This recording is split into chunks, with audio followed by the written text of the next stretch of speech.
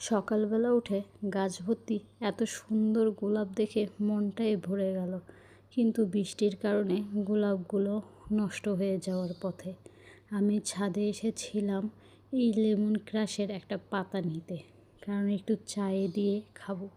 চারপাশে এত বেশি বৃষ্টি হয়েছে যে চারপাশটা পানিতে থই থই করছে, বৃষ্টি বৃষ্টি ওয়েদার। তো যাই হোক, ছাদটাও কীরকম শ্যাওলা জমে স্যাঁতসেঁতে হয়ে গেছে, রোদ হওয়া খুব দরকার।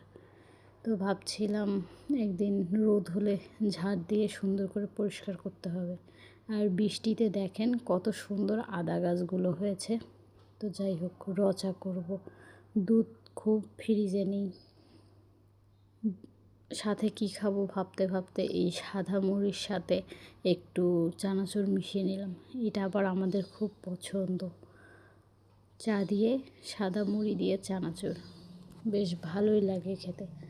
তারপর ঘরে এসে ঘরের এই অবস্থা দেখে তো আমার মাথায় হাত, যে আমি এগুলো কখন গোছাবো। আসলে একটা ছোট বাচ্চা থাকলে ঘরবাড়ির এরকমই অবস্থা হয়। তো যাই হোক, কি আর করার, একটু গোছাই।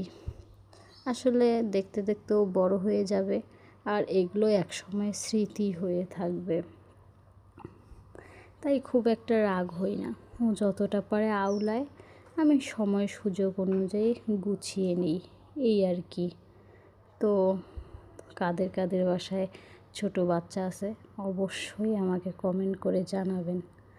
আসলে এরা এখন এরকম করে ঠিকই, একটু বড় হয়ে গেলে দেখবেন ওরাই আবার গুছিয়ে রাখছে।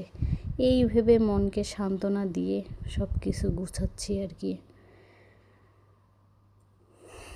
তো কী আর বলার, আপনারা যারা আমার চ্যানেলে এসেছেন, ভিডিওটা এতক্ষণ ধরে দেখছেন, তারা অবশ্যই আমার ভিডিওটাতে একটা কমেন্ট, একটা লাইক করে দিয়ে যাবেন। সবাইকে অসংখ্য ধন্যবাদ আমার ভিডিওটা এতক্ষণ ধরে মনোযোগ সহকারে দেখার জন্য।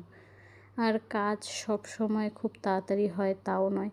এই যে দেখুন, একটা কাজ করতে ধরে ও হয়তো বা কাঁদে কিংবা বাইরে গিয়ে দুষ্টাম্য করে, এগুলাকে রেখে আবার দৌড় দিয়ে ওকে ধরে আনতে হয়।